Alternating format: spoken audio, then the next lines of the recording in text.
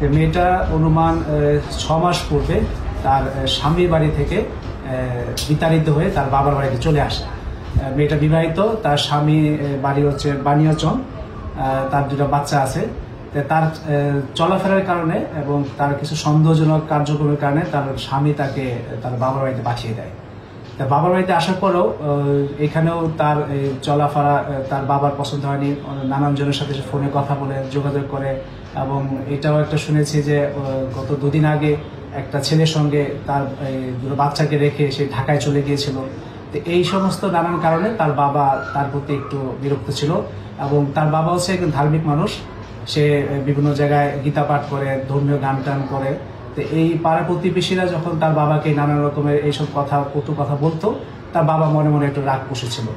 তো এই গতকালকে যখন তার মেয়েকে তারা ঢাকা থেকে ফেরত নিয়ে আসার পরে তার মেয়ের চাচার বাসায় মেয়েটা ছিল। আজকে সকালে মেয়ের বাবা ওই তার চাচার বাসায় গিয়ে মেয়েটার সঙ্গে কথা কাটাকাটি হয়, একটা ঝগড়াঝাটি হয়। ঝগড়াঝাটি হওয়ার পরে পুনরায় আবার তারা তাদের বাড়িতে আসে। বাড়িতে আসার পরে মেয়েটা শুয়েছিল সকালে, তখন তার বাবা ওই ঘুমন্ত অবস্থায় মেয়েটাকে দা দিয়ে কোপ দেয়, এবং যেটা আমরা দেখেছি কোপটা তার ঘাড়ের পাশে লেগেছে, এবং ওই কোপেতে প্রচুর রক্তক্ষরণ হয়। রক্তক্ষরণ করে তারপর সে মারা যায়।